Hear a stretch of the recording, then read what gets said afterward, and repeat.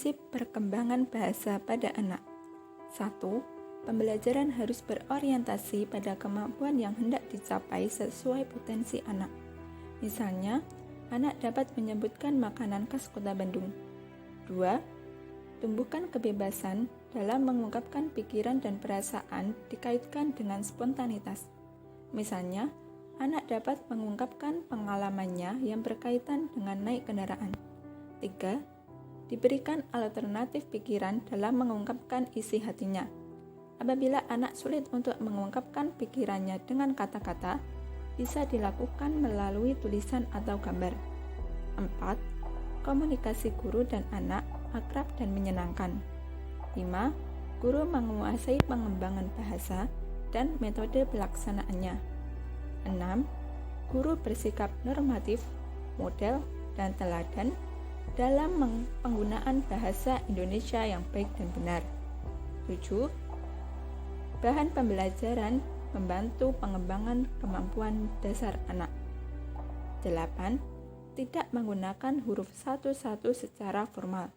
Artinya, tidak dibenarkan memberikan huruf beserta bunyinya secara satu persatu atau per huruf, melainkan melalui kata yang di dalamnya mengandung huruf yang akan diperkenalkan.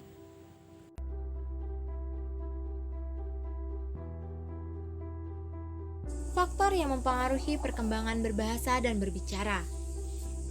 Menurut Tarmansyah, ada beberapa faktor yang mempengaruhi perkembangan bahasa dan bicara pada anak. Faktor tersebut adalah: yang pertama, kondisi jasmani dan kemampuan motorik. Kedua, kesehatan umum. Ketiga, kecerdasan. Keempat, sikap lingkungan. Kelima, faktor sosial ekonomi. Keenam, jenis kelamin. Ketujuh, kedwibahasaan. Dan kedelapan, neurologi. Kedelapan faktor tersebut, jika dijelaskan, dapat berupa: yang pertama, kondisi jasmani dan kemampuan motorik. Anak yang mempunyai kondisi fisik normal akan mempunyai konsep bahasa yang lebih lengkap dibandingkan dengan anak yang kondisi fisiknya terganggu. Hal ini berpengaruh pada kemampuan berbahasa anak yang berbeda. Yang kedua, kesehatan umum. Anak yang sehat akan mengenal lingkungan secara utuh, sehingga anak mampu mengekspresikannya dalam bentuk bahasa dan bicaranya. Namun, anak yang memiliki gangguan kesehatan secara umum tentunya tidak akan mampu mengekspresikannya. Yang ketiga, kecerdasan. Anak yang mempunyai kategori intelijensi tinggi akan mampu berbicara lebih awal. Sebaliknya, anak yang mempunyai kecerdasan rendah akan terhambat dalam kemampuan berbahasa dan berbicaranya. Maka anak yang memiliki kecerdasan yang baik tidak mengalami hambatan dalam berbahasa dan berbicara. Kelancaran berbicara menunjukkan kematanggan mental intelektual pembicara. Yang keempat, sikap lingkungan.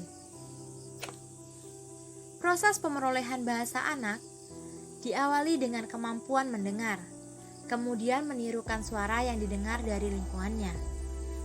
Anak tidak akan mampu berbahasa jika tidak diberi kesempatan untuk mengungkapkan yang pernah didengarnya. Oleh karena itu, lingkungan, terlebih lagi keluarga, harus memberikan kesempatan kepada anak untuk belajar berbahasa dan berbicara melalui pengalaman yang pernah didengarnya. Sosial ekonomi. Sosial ekonomi dapat mempengaruhi perkembangan bahasa dan berbicara, sebab berkaitan dengan pendidikan, fasilitas di rumah dan di sekolah, pengetahuan, pergaulan, makanan, dan sebagainya. Jenis kelamin. Anak perempuan perkembangan berbahasanya relatif lebih cepat dan ucapannya lebih jelas artikulasinya, karena secara biologis anak perempuan lebih cepat mencapai masa kematangan. Kedwibahasaan. Kedwibahasaan adalah kondisi di mana seseorang berada di lingkungan orang yang menggunakan dua bahasa atau lebih. Hal ini berpengaruh pada bahasa dan berbicara pada anak karena akan menjadi kendala dalam penggunaan bahasanya. Pada akhirnya, anak akan mengalami gangguan dalam perkembangan bahasanya. Neurologis. Neuro artinya syaraf. Jadi, neurologis adalah suatu keadaan di mana syaraf dipelajari sebagai ilmu yang dapat digunakan untuk mendukung dalam hal tertentu. Beberapa faktor neurologis yang mempengaruhi perkembangan bahasa dan bicara anak menurut Tarmansyah meliputi 1. Bagaimana struktur susunan syarafnya. 2. Bagaimana fungsi susunan syarafnya. 3.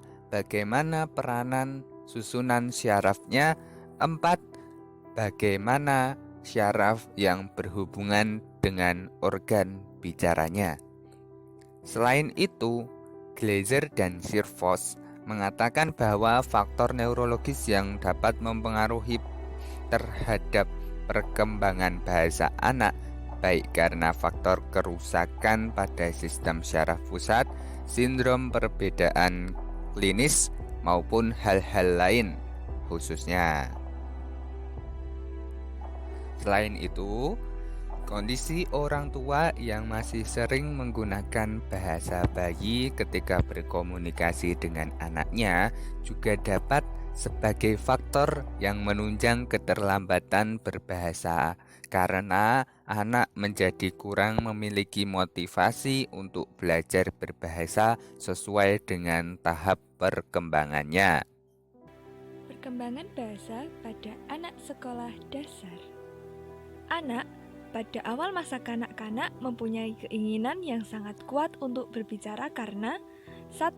Sebagai sarana bersosialisasi. Kalau mereka tidak dapat berbicara, tidak dapat diterima sebagai anggota kelompok. 2. Mereka belajar berbicara sebagai sarana untuk memperoleh kemandirian. Kalau mereka tidak dapat berbicara, orang tua tidak mengerti keinginan anak sehingga anak selalu dibantu seperti bayi. Akibatnya tidak mandiri. K. Island dan Lynn R. Marotz menjelaskan tentang profil perkembangan dan pola pertumbuhan anak termasuk perkembangan berbicara dan berbahasa anak usia 6-12 tahun. Di antaranya adalah A. Perkembangan berbicara dan berbahasa anak usia 6 tahun. 1. Berbicara tanpa henti. Bisa digambarkan seperti pengoceh. 2. Bercakap-cakap seperti orang dewasa. Seperti banyak bertanya. 3. Menggunakan bentuk kata kerja, urutan kata, dan struktur kalimat yang tepat. 4. Menirukan ucapan populer dan kata-kata kotor. Menganggap ucapan-ucapan jorok sangat lucu. 5. Senang dibacakan cerita dan mengarang cerita. Perkembangan berbicara dan berbahasa anak usia 7 tahun. 1. Senang bercerita, suka menulis cerita pendek dan menceritakan dongeng khayalan. 2. Menggunakan gerak tubuh untuk menggambarkan percakapan. 3. Mengkritik hasil karyanya sendiri. Misalnya, saya tidak menggambar dengan benar. Gambarnya lebih bagus dari gambarku. 4. Membesar-besarkan kejadian adalah hal yang wajar. Misalnya, saya makan 10 hotdog pada waktu piknik. 5. Menggambarkan pengalaman secara rinci. Misalnya, pertama, kami memarkir mobil, lalu kami berjalan mendaki jalanan. C. Perkembangan berbicara dan berbahasa anak usia 8 tahun. Yang pertama yaitu senang menceritakan lelucon dan teka-teki. Mengerti dan melakukan instruksi beberapa tahap, rata-rata 5 tahap. Membaca dengan mudah dan memahaminya. Berkirim surat atau pesan kepada teman. Menggunakan bahasa untuk mengkritik atau memuji orang lain, menirukan ucapan populer dan kata umpatan. Memahami aturan tata kalimat dalam percakapan dan bentuk tertulis. Mulai menggunakan bahasa kode. Bercakap-cakap dengan orang dewasa sudah lancar, mampu berpikir, dan berbicara mengenai masa lampau dan masa depan. D. perkembangan berbicara dan berbahasa anak usia 9-10 tahun. Yang pertama yaitu, anak senang berbicara dan terkadang digunakan untuk mendapatkan perhatian, mengungkapkan perasaan dan emosinya secara efektif melalui kata-kata, memahami dan menggunakan bahasa sebagai sistem komunikasi dengan orang lain, lebih sering menggunakan ucapan populer, mengenali kata bermakna ganda, menganggap sesuatu yang tidak masuk akal sebagai lelucon, menunjukkan pemahaman yang cukup tinggi mengenai urutan tata bahasa seperti mengenali apabila ada kalimat, tata bahasa, atau kata yang tidak tepat.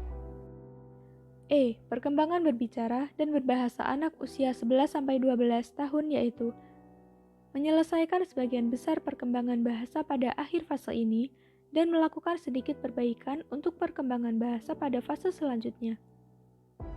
Senang berbicara dan berargumentasi, menggunakan struktur bahasa yang lebih panjang dan kompleks, terampil mengembangkan cerita dan menggambarkannya dengan jelas, menjadi pendengar yang suka berpikir, mengerti bahwa kalimat dapat memiliki arti yang tersirat atau memiliki tujuan tertentu, memahami konsep ironi dan sarkasme, serta mempunyai selera humor, menguasai beberapa gaya seperti gaya formal, kausal, dan ungkapan populer.